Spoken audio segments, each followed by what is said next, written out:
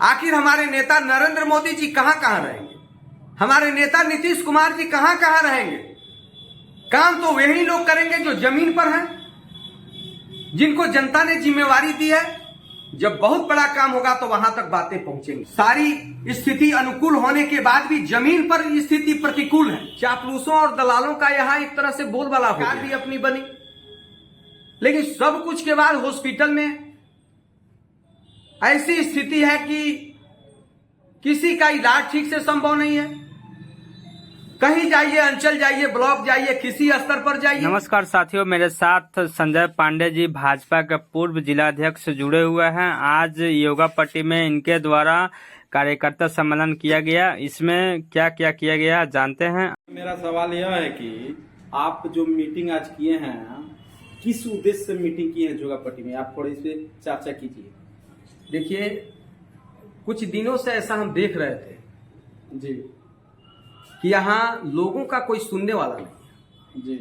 कोई समस्या हो, किसी भी स्तर की समस्या हो, प्रशासनिक स्तर की समस्या हो जी, फिर उसको किसी कल्याण की बात हो, उसके इलाज की बात हो, उसके साथ 5 कदम चलने की बात हो, तो हमारे इस जोगापट्टी की स्थिति ऐसी है कि उनको कोई सुनने वाला नहीं।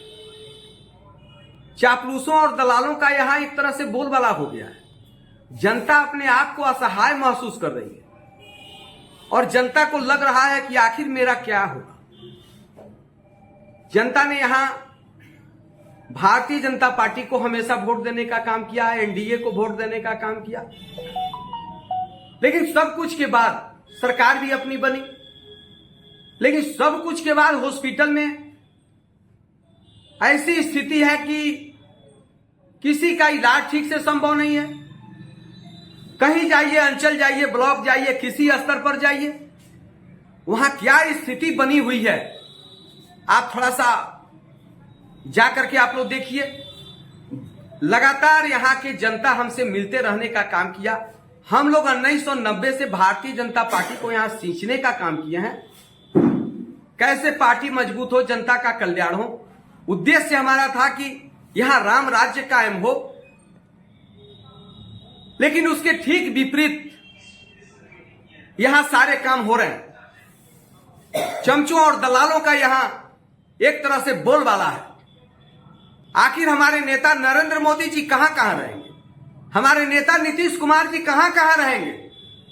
काम तो वही लोग करेंगे जो जमीन पर हैं, जिनको जनता ने जिम्मेवारी दी है। जब बहुत बड़ा काम होगा तो वहां तक बातें पहुंचेंगी। और जब जनता असहाय अपने को महसूस कर रही है, वैसी स्थिति में आम जनता के कहने पर आम जनता यहां संगठित हुई थी और आम जनता ने अपने सारे बातों को, अपने दुखड़ा को मुझे सुनाने का काम किया। और मैंने भी कहा है कि मैं आप लोगों के साथ हूं। बड़ी मेहनत के बाद यहां बिहार में सत्ता परिवर्तन हुआ, नीतीश जी बिहार के मुख्यमंत्री बने,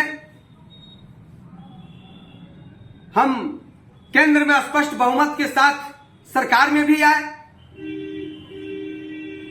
सारी स्थिति अनुकूल होने के बाद भी जमीन पर स्थिति प्रतिकूल है।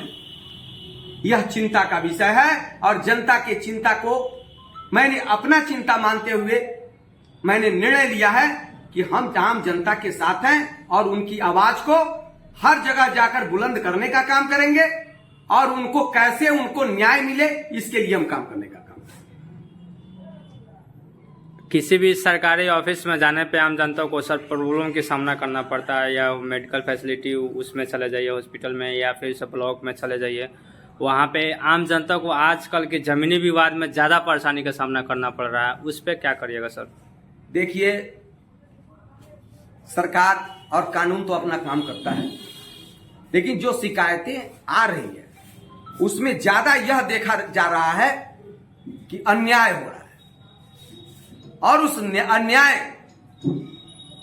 करने वालों पर कुछ लोगों का छत्र छाया है, कुछ लोगों का संरक्षण है, जिससे उनका मनोबल और ऊंचा होते जा रहा है।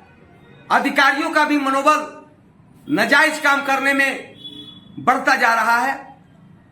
यह काफी चिंता का विषय है और संरक्षक को समझना चाहिए कि हम जनता के प्रति मुझे जवाबदेह होना चाहिए, तो जनता के प्रति जवाबदेह नहीं होकर के यहां अव्यवस्था के साथ वो चल रहे हैं। ये सब दुखद बात है और धीरे धीरे इस पर लगाम लगेगा।